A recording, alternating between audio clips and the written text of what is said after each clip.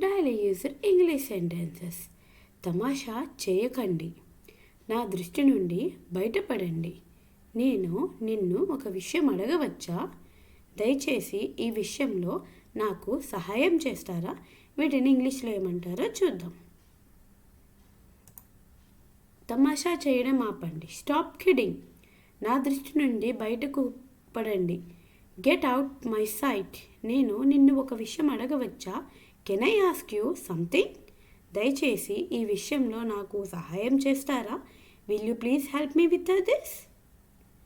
If you like this video, give a like and subscribe our channel.